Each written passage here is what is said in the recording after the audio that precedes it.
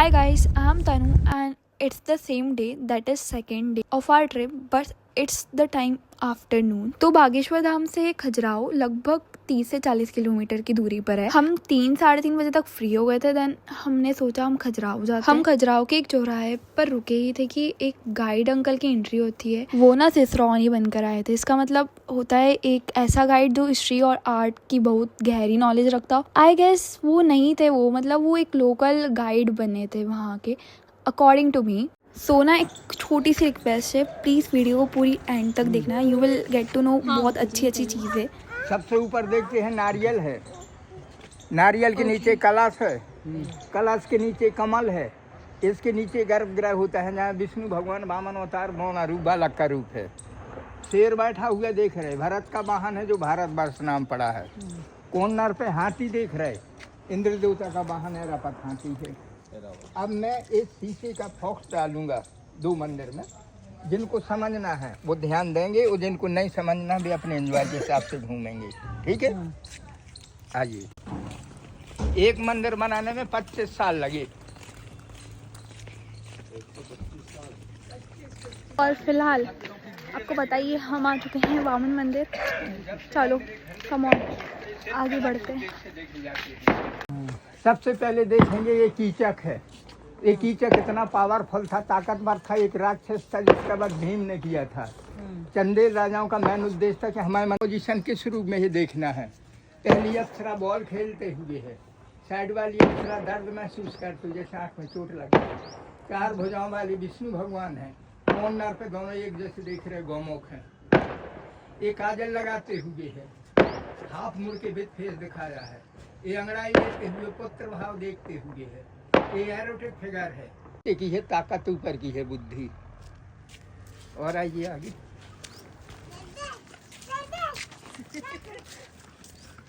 ऊपर देखना है, ऊपर देखना है, थोड़ा हाइट से ज्यादा है। पहले देखते हैं कपल्स में है, फिर देखेंगे एरोटिक फिगर। कितना क्लियर दिख रहा है बिच्छू, ये है। इसके पैर पे भी ये बाल चोटी करते हुए है। ये भैरव है और ये गौमुख है। गौमुख का क्या उद्देश्य? आधा रूप शिव जी का, आधा नंदी का। ये चारों दिशाओं में मिलेंगे। बिल्कुल। ये अंगड़ाई लेते हुए है, ये आम के गुच्छे लिए है, ये लज्जावती है, ये भी आम के गुच्छे लिए है। ये शांत पोजीशन में है, ये डबल रोल में है। अंगड़ाई लेते हुए पुत्र भाव देखते हुए, पुत्रवती है, अपने पुत्र को गोद में लिए, सर खंडित है। ये अग्नि फेरा हो गया है, बंधन बन गया है, हाथों में हाथ दे दिए। ये पार्वती जी राइट में है। मंदिर का निर्माण उजागर होने लगता था, उन्होंने इस पत्थर में होल किया, वो इस पत्थर में होल किया। उस समय लोहा हो, तांबा हो, अष्टधातु हो, ऐसे कांटे ठोक देते थे। लेकिन जितने जो ओपन में दिख रहे थे, ये 1000-1200 साल में जंग लग के निकल गए हैं या किसी ने निकाल दिए हैं।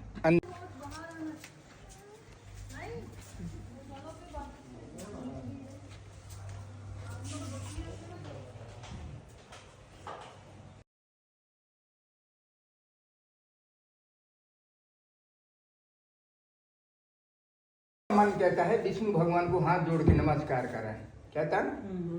और एक नीचे है और 3 ऊपर हैं, छोटे छोटे देख रहे। ये कौन क्या है? ये द्वारपाल क्या है? आप बताओ ना। गणेश जी है ना। ये नाग कन्या है, नाग कन्या है। ये नाग कन्या है, आपको नमस्कार कर रहे हैं। अच्छा। आप विष्णु भगवान को कर रहे हैं, वे आपको कर रहे हैं। यदि आपने दर्शन कर लिए और वापस जाने लगे और नाग कन्या पे ध्यान नहीं पहुंचा, तो जिस दिशा में भी देखेंगे आप, उसी दिशा में आपको नाग कन्या नजर आएंगी नमस्ते करते हुए। चारों दिशाओं में नाग कन्या है। अच्छा। ये है ना पूरे में बना हुआ था, कुछ तोड़ नहीं है, पर ये तोड़ दिया गया है, सब पे बना हुआ। ये चारों पिलर देख रहे, चारों पिलर में कीचक के सीने में होल है और नीचे दीपक टाइप के हैं। इस वाले कीचक के सीने में होल नहीं है।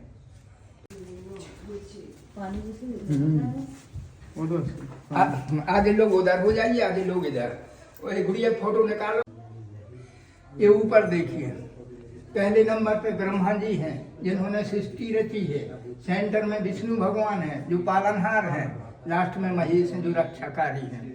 अब इसी के बीच में देखिए, हमने मनुष्य जन्म लिया है। सबसे पहले हमें किस चीज की जरूरत है? किस चीज की जरूरत है? माई बाबा मम्मी पापा की ना। मम्मी पापा ने तो जन्म दे दिया है, तो उनकी जरूरत अब इसके बाद क्या है? खाने मम्मी की। पापा, हाँ, विद्या की जरूरत है। सबसे वीणा लिए है। सबसे पहले हमें सरस्वती की जरूरत है, मानव जन्म लिया तो। दूसरे नंबर पे हमें लक्ष्मी की जरूरत है। तीसरे नंबर पे हमें गृहस्थाश्रम की जरूरत है। चौथे नंबर पे हमें मोक्ष की जरूरत है। मान लीजिए हमने सरस्वती प्राप्त कर ली, वो हमें लक्ष्मी नहीं मिली, हमारा जीवन बिल्कुल अधूरा है। हमने सरस्वती प्राप्त कर ली, हमने लक्ष्मी प्राप्त कर ली, यदि हमने गृहस्थ आश्रम प्राप्त नहीं किया तो एंड है, लास्ट हमारा ही नाम खत्म होना है। इसीलिए सबसे श्रेष्ठ माना गया गृहस्थ आश्रम। इसलिए जंगल में मंदिर बनाए, तालाब बनाए, क्योंकि साधु संत जंगल की ओर भाग रहे थे। सबसे पहले साधु संत आएंगे, तालाब में स्नान करेंगे, स्नान कर। सो अब चलते हैं नेक्स्ट लोकेशन में। तो डू फॉलो अस। चलिए अंकल, अब कौन सी जगह जा रहे हैं अपन? अब चलेंगे बगल में जवारी मंदिर। वहाँ पे क्या क्या मैंने है? आपकी फोटो निकाली कि नहीं निकाली? हाँ? आपकी फोटो नहीं नहीं, हमने नहीं निकाली, हमारी नहीं निकाली। है? हमने नहीं निकाली हमारी। मैं निकाल दूं? पता है हमें इतनी ज़्यादा जल रही थी ना कि मैंने मेरी फ़ोटो नहीं निकलाई। तो अंकल वाज लाइक, लाओ बेटा मैं निकाल देता हूँ आपकी फ़ोटो। अंकल ने बहुत अच्छा कार्ड प्ले करा है। दिस इज आवर रोतला बॉय एंड ही इज रोइंग ऑलवेज ऑलवेज ऑलवेज। हाँ साहब, एक प्रवेश द्वार देखिए आप, उधर ही रहिए। देखेंगे हाथी की सूंड है, हाँ। मगरमच्छ की आंख है, चूहे का कान है, शेर का पंजा है, शिव और पार्वती हैं, विष्णु भगवान और लक्ष्मी हैं। आइए आगे आ जाओ, इधर आइए। अग्निदेव हैं, अग्निदेव की दिशा ये है। ये चंदेल राजाओं का राज्य इतने नीचे रहेगा क्योंकि इसमें गृहस्थ आश्रम दिखाया है। जैसे ये गौमुख है, ये कपल्स में है, ये 4 अप्सराएं हैं, ये एरोटिक फिगर है, ये गंधर्व किन्नर हैं।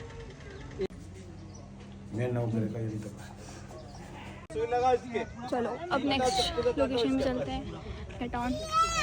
ओके, मैं ना सच बता रही हूँ, अब आता है ट्विस्ट जो नेटफ्लिक्स को भी पीछे छोड़ दे।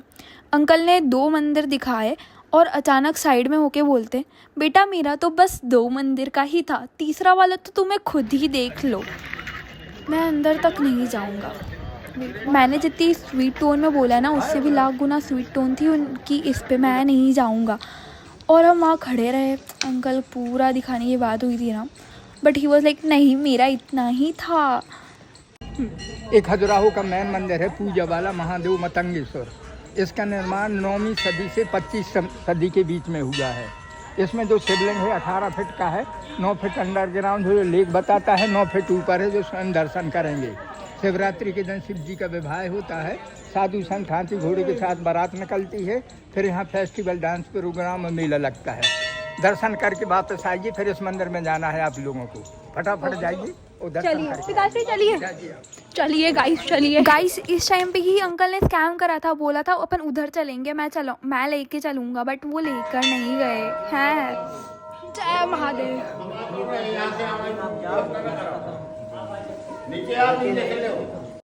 भाई मातेंगेश्वर मंदिर खजुराहो का सबसे यूनिक और पावर पैक्ड स्पॉट है। जहां बाकी मंदिर अपनी कार्विंग्स और आर्किटेक्चर के लिए फेमस है, मातेंगेश्वर मंदिर अपनी स्पिरिचुअल एनर्जी और एक बहुत ही क्रेजी मिरेकल के लिए जाना जाता है। सोना यहाँ पर सबसे ज़्यादा चमत्कार है। माना जाता है कि यहाँ शिवलिंग हर साल 1 इंच बढ़ता है, सिर्फ ऊपर की तरफ नहीं बल्कि ज़मीन के अंदर नीचे की तरफ भी। पुराने लोग कहते हैं जब ये नीचे से पाताल लोक तक पहुँच जाएगा तब कलयुग समाप्त हो जाएगा।